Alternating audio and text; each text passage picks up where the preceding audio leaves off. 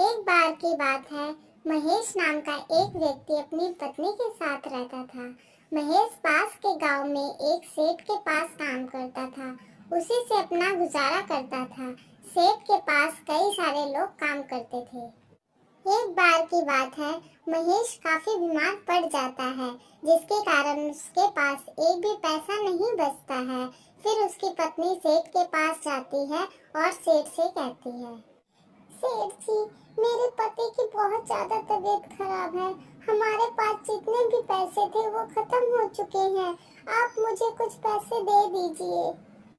फिर सेठ कहता है, अरे नहीं नहीं, अब मैं उसे एक पैसा भी नहीं दे सकता। वह कितने दिनों से काम पर नहीं आया है। उसकी जगह मैंने किसी और को रख लिया है।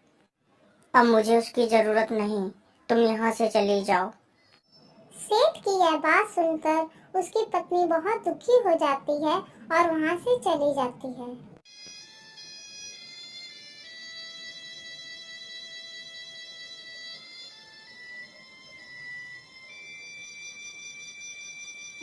रास्ते में उसे सुरेश मिलता है, जो कि उसी के गांव में रहता था।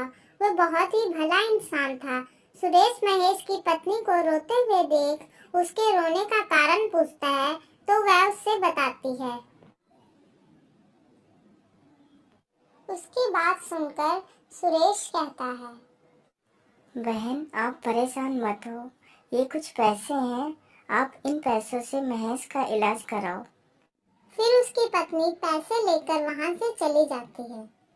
कुछ दिनों बाद महेश स्वस्थ हो जाता है। फिर उसकी पत्नी उससे कहती है, सेठ ने आपको काम से निकाल दिया है। फिर उसकी पत्नी उससे सारी बात बताती है। फिर महेश कहता है, सेठ ने मुझे काम से निकाल दिया।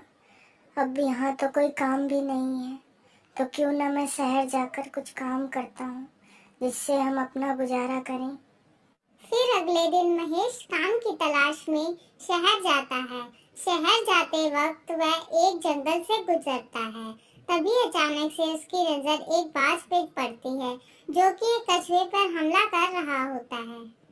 यह देखकर महेश वहां पर जाता है और बाज को मारकर भगा देता है और कछुए को बचा लेता है। फिर महेश कछुए को एक सुरक्षित स्थान पर छोड़ देता है और वहां से जाने लगता है। फिर कछुआ भी उसके पीछे पीछे चल देता है। फिर अचानक से महेश को पीछे से आवाज आती है। जब वह पीछे मुड़कर देखता है तो देखता है कि कछुआ भी उसके पीछे पीछे आ रहा है। यह देखकर महेश उसे अपने साथ ले लेता है और कहता है, चलो कोई बात नहीं, एक से भले दो होते हैं। चलते चलते वह थक जाते हैं तो एक पेड़ के नीचे आराम करने लगते हैं। उसी पेड़ पर एक कौवा और एक सांप रहता था। सांप उस पेड़ के नीचे आने वाले हर मुसाफिर को डस लेता था और कौवा उसकी आंखें निकाल कर खा जाता था। जब सांप और कौवा देखते हैं कि पेड़ के नीचे कोई मुसाफिर लेटा हुआ है, तब सांप उसे डसने के लिए नीचे उतरता है और उसे डस लेता है।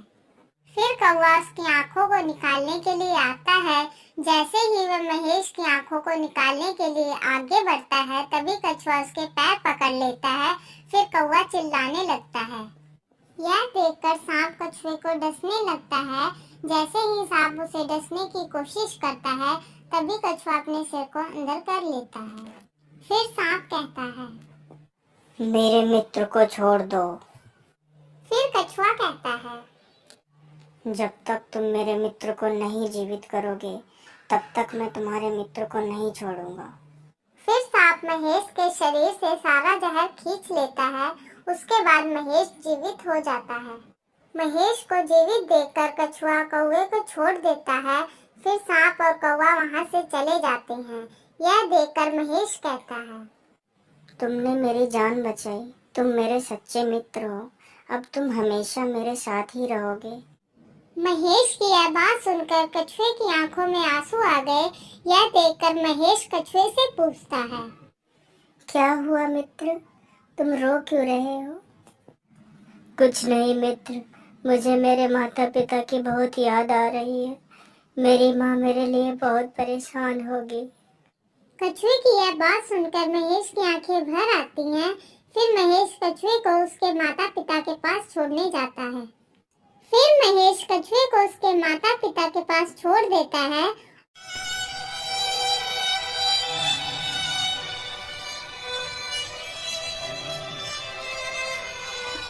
और उसे अलविदा बोलकर वहां से चला जाता है।